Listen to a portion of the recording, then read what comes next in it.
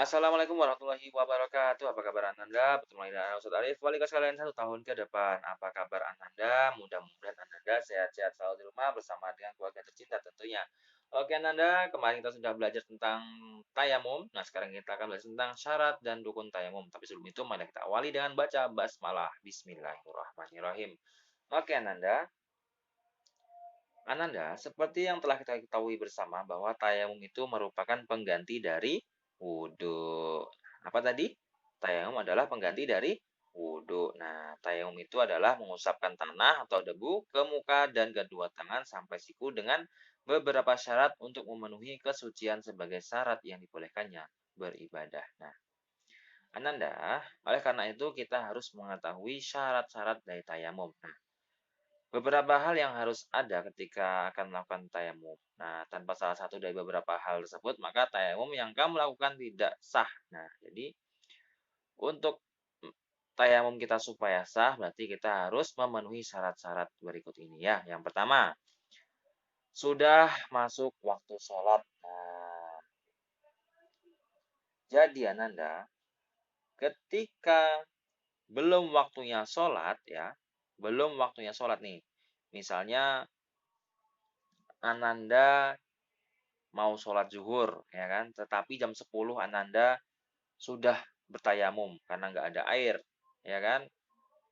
Jam tayamum jam 10 tadi. Maka kemudian langsung jam 1 Ananda sholat dengan tayamum jam 10 tadi, maka tidak sah. Nah, kenapa tidak sah?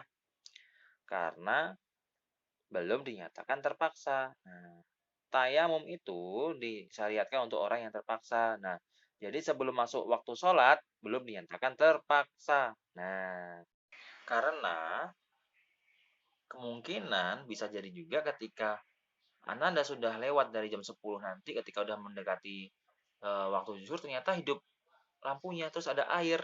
Nah, kan masih bisa wudhu, ya kan? Nah, oleh karena itu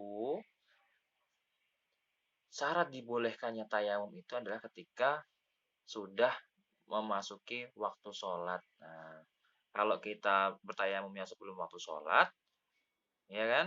Nah, siapa tahu nanti ketika kita sudah masuk waktu sholat kemudian ada air. Nah, ya kan? Ketika sudah ada air, maka kita harus berwudu. Syarat yang kedua, yaitu adalah sudah berusaha mencari air tetapi tidak dapat. Nah, jadi Ananda, untuk melakukan tayamum itu, Ananda itu harus berusaha dulu mencari air kemana-mana. Nah, baru bisa bertayamum apabila memang benar-benar tidak dapat air. Nah, minimal jaraknya itu adalah 300 meter atau 3 kilo. Nah, jadi kalau misalnya Ananda nih ya, Ananda di rumah nih, kemudian pumpnya mati, airnya mati, nggak ada air yang suci. Nah, Ananda nggak bisa langsung bertayamum. Ananda harus berusaha dulu mencari air. Bisa itu di sungai, bisa itu di rumah tetangga, bisa itu beli galon kalau ada, ya kan? Nah, pokoknya Ananda itu harus berusaha mencari dulu. Kalau misalnya nggak dapat, baru Ananda boleh melakukan tayamum. Ya. Nah, berapa tadi minimal jaraknya? 300 meter atau 3 kilo. Nah, contoh yang lain nih. Ketika Ananda berada di padang pasir. Nah, Ananda juga harus mencarinya.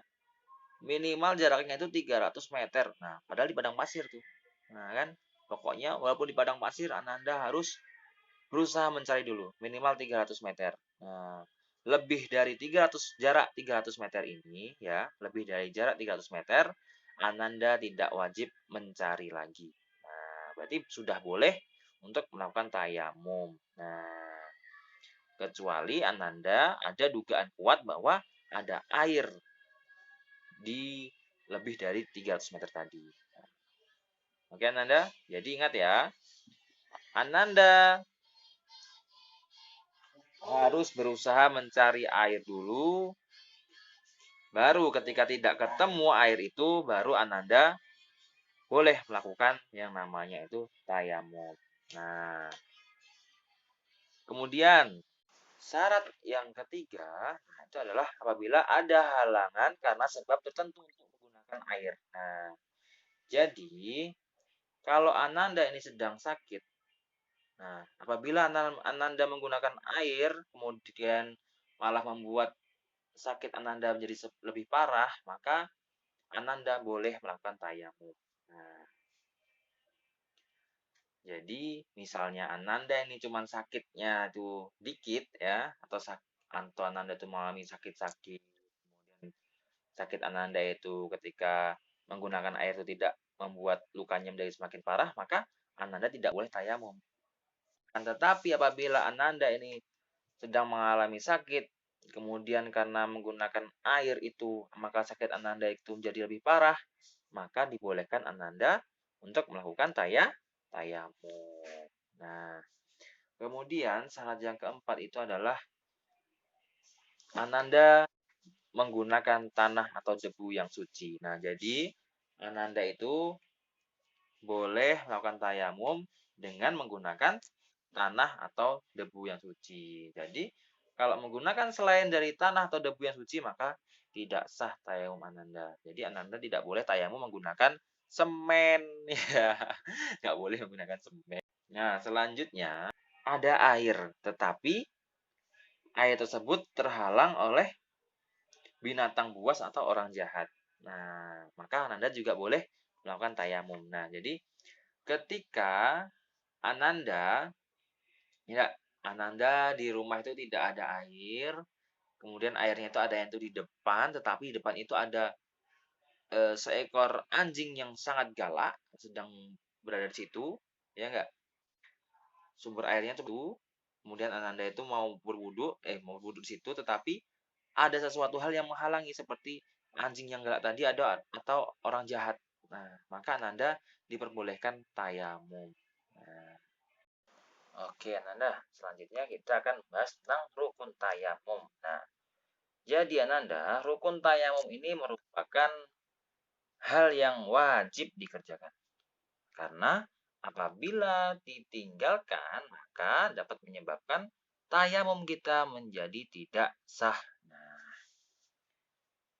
apa saja rukunnya? Nah, yang pertama itu adalah niat tayamum. Bagaimana niatnya? Niatnya adalah nawaitu tayamuma listibahatis sholati fardha lillahi ta'ala. Aku berniat tayamum untuk dapat mengerjakan sholat fardu karena Allah Ta'ala. Nah, jadi kita harus berniat terlebih dahulu ya. Kemudian yang kedua itu mengusap muka dengan tanah atau debu.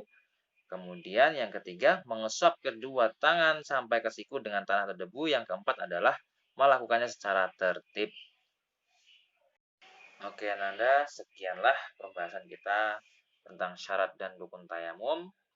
Kita lanjutkan materi kita pada pertemuan berikutnya. Kalau ada salah-salah dari Ustadz, mohon maaf. Ustadz akhiri, wassalamualaikum warahmatullahi wabarakatuh.